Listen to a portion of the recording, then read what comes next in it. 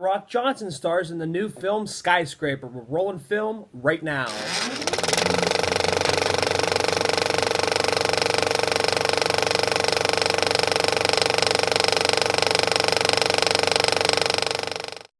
Guys, what's up? It's Russell here at Howell's Hollywood Reviews. If you guys haven't already, take the time, go ahead and subscribe. Click that bell notification icon so you don't miss anything. You guys will get notified anytime I drop a new movie review, trailer review, anything new. You guys will get notified, so go ahead and do that. We're 5 away from 300. I want to thank everybody for their support. We're almost there. We're keep growing and growing, and I just want to thank everybody. I'm going to be reviewing Skyscraper. Skyscraper is rated PG-13 with a runtime of 1 hour and 42 minutes. It stars Dwayne Johnson, Neve Campbell, Pablo Schreiber, and Noah Taylor, and it is directed by Rawson Marshall Thurber, who has directed such films as We're the Millers and Dodgeball. Out of the gate, this movie plays a lot like the 1988 film Die Hard, also The Towering Inferno, which I'm not really familiar with, but I've read many articles that it is similar to that as well.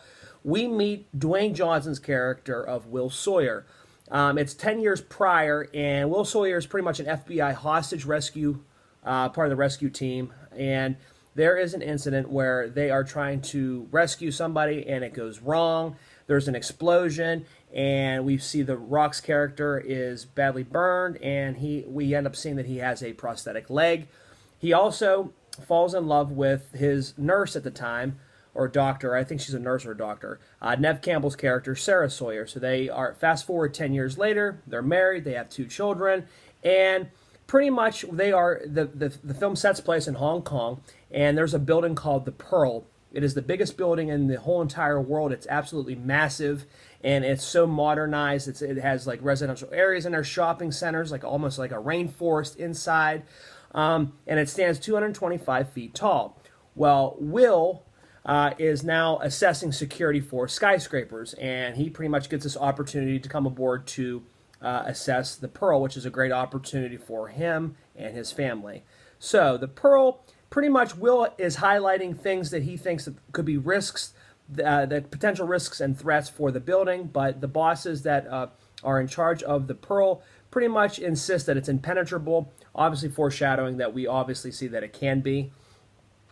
So they're, like I said, the Rock's wife and kids are in the residential area of the, they're staying in the residential area of the Pearl, and the Rock's character ends up leaving because he has things he has to do or whatever, and this is when a team of villains pretty much come in to the building, and they start bringing in highly flammable chemicals in order to steal these plans or this iPad or whatever that they think. It pretty much has no point has pretty much no point. The only thing it is the bad guys are after this, which I think is kind of stupid, but anyway.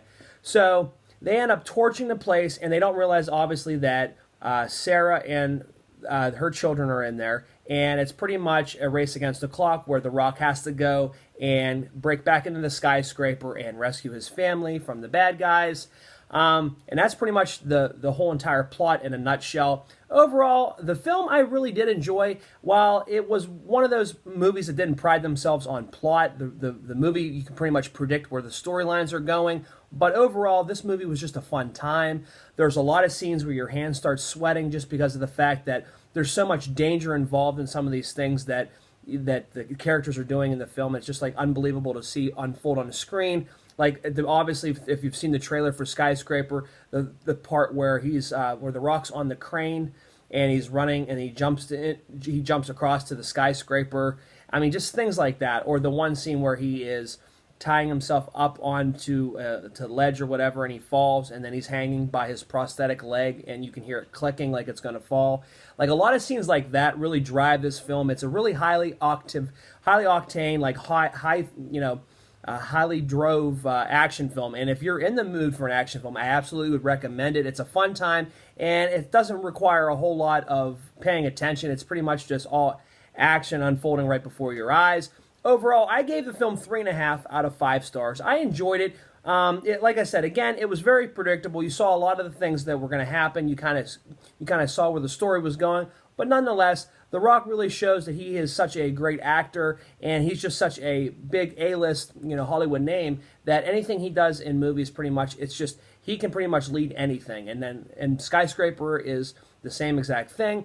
It's a very highly octave, like I said, action film, and it's a fun time. If you're in the mood for a high octave, action film, and you love Die Hard from 1988, this movie is yours. I absolutely recommend checking this film out. Importantly, have you guys seen Skyscraper? Did you guys enjoy the film or not? Go ahead, sound off there in the comments. I want to know. Did you guys Did you guys really think that it was pretty much Die Hard or The Towering Inferno? Go ahead and sound off there in the comments. What was your favorite scene in Skyscraper? I want to know. Sound off there in the comments. Join me next time in House Hollywood Reviews when I bring you Denzel Washington's new film and sequel, The Equalizer 2. And until then, we'll see you guys in Hollywood.